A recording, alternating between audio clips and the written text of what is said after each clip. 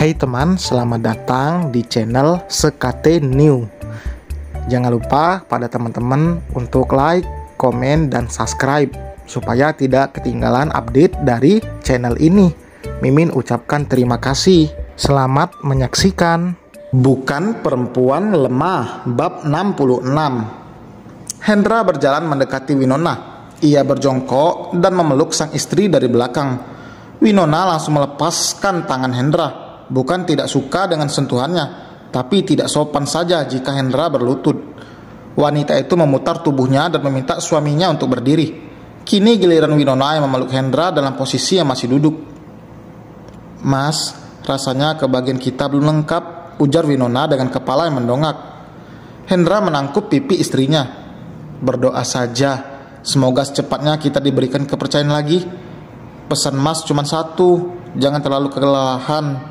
Selama kamu bisa handle pekerjaan dari rumah, jangan pergi ke kantor." "Iya suamiku, cerewet sekali Mas ini," tutur Winona dengan memasang wajah cemberut. "Cerewet? Tapi kamu cinta kan?" godanya. Winona mengangguk.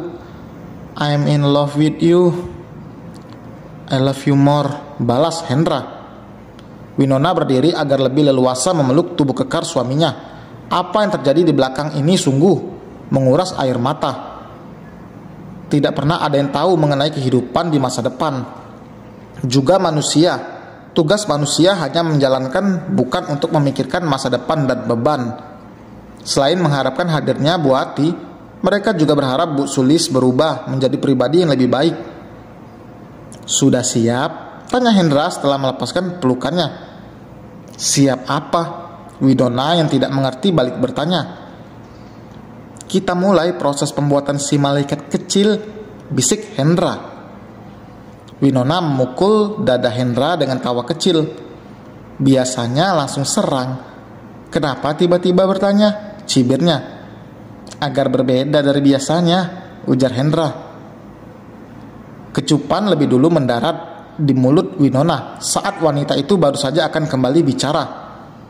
Tidak ingin memperpanjang lagi pembicaraan, tangannya yang semula ada di pinggang Hendra kini beralih melingkar di leher lelaki itu.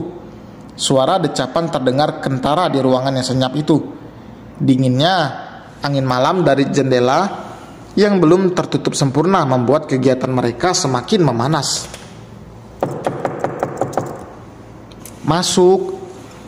"Pak, saya bawakan makan siang untuk Bapak." Hendra mendongak mendengar suara itu. Ia mendesah saat Bella berjalan mendekat, membawa nampan berisi makanan. Dengan gayanya yang dibuat menggoda, Bella menaruh nampan di meja Hendra, sengaja menunduk agar Hendra bisa melihat kedua asetnya, meskipun hanya terlihat setengah. Bella sengaja membuka 3 kancing teratas ke mejanya. "Lebih baik bawa kembali saja, Bel.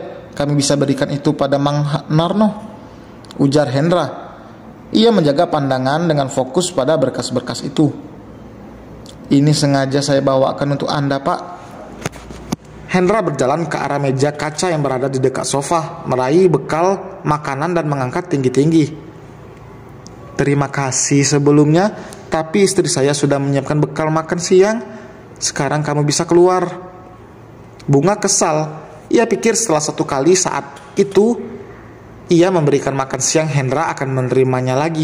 Ia tidak tahu saja jika makanan itu dihabiskan oleh Mang Marno. Karena Bunga tak kunjung bergerak, Hendra langsung membukakan pintu dan mengisyaratkan dengan matanya agar keluar. Apa ia tidak sadar jika dirinya diusir secara halus, tapi seolah tidak tahu malu karena belum bergeming. "Baiklah, silakan kamu mau tempati ruangan saya," ujar Hendra kembali ke mejanya dan membereskan berkas-berkasnya. "Saya akan menyelesaikan pekerjaan ini di rumah." Tanpa mengatakan apapun, Bunga menghentakkan kakinya dengan kesal, lalu berjalan keluar. Namun baru saja di ambang pintu, Hendra memanggilnya. "Bunga." Wanita itu tersenyum berharap Hendra berubah pikiran. Dengan santai ia membalikkan tubuhnya. "Apalagi Pak?" tanyanya sok ketus, padahal dalam hati bersorak gembira. Telunjuk Hendra mengarah pada nampan di atas meja. "Bawa kembali makanannya. Lebih baik kamu makan sendiri atau berikan pada yang lebih membutuhkan. Saya masih mampu membeli makan. Jadi jangan kira saya menjual mobil saya tidak punya apa-apa lagi. Sok jual mahal, desis Bunga sambil membawa nampan itu kembali. Hendra menggelengkan kepalanya melihat tingkah Bunga. Padahal sudah berkali-kali Hendra memperingati jika ia sama sekali tidak tertarik dan tidak akan mau mengkhianati istrinya. Ia akui dulu memang pernah menyakiti Winona, tapi Hendra tidak ingin mengulangi lagi kesalahannya sama. Cukup sekali ia mengkhianati wanita yang dicintainya.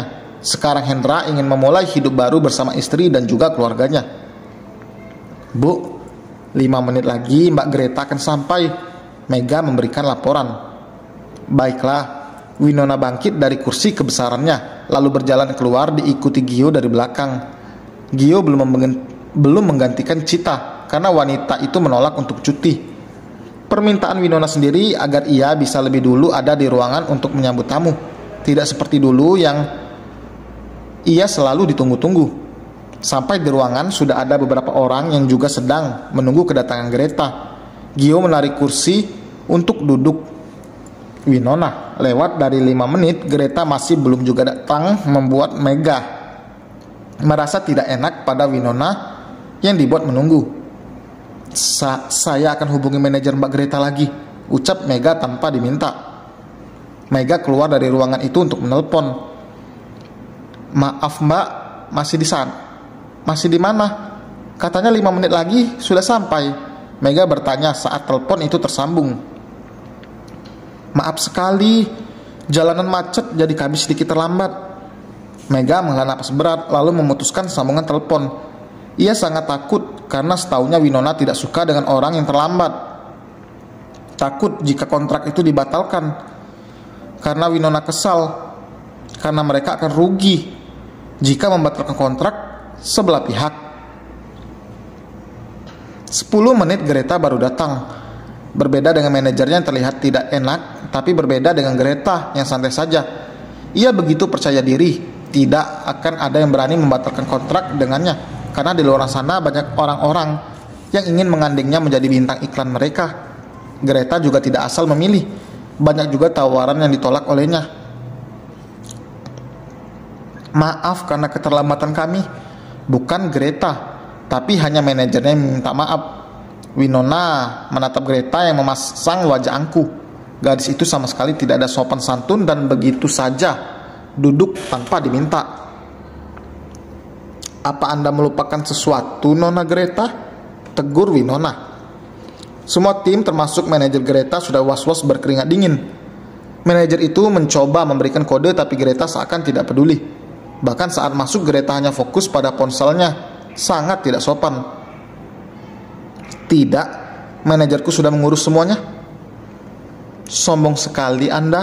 Minta maaf saja harus manajermu yang melakukan. Merasa tidak dihargai keberadaannya, tentu saja Winona marah. Urus saja hidupmu, celetuknya. Winona tersenyum sinis menatap gadis bau kencur itu. Ia langsung berdiri, membuat semua orang juga otomatis ikut berdiri, tapi tidak dengan Greta. Aku tidak pernah mau bekerja sama dengan orang rendahan seperti dia. Winona berjalan keluar diikuti Gio. Greta menggebrak meja, membuat langkah Winona terhenti. Manajer Greta langsung mengisyaratkan agar Greta meminta maaf. Kau? Greta menghentikan ucapannya saat matanya menangkap sosok Gio yang berdiri begitu gagah di sebelah Winona. Ia sosok gadis angkuh yang akan takluk saat melihat lelaki tampan dan meresahkan seperti Gio. Dan selesai teman, terima kasih telah mendengarkan. Terima kasih teman telah setia. Terima kasih ya. Jangan lupa like, komen, dan subscribe. Sampai berjumpa di bab berikutnya. Bye.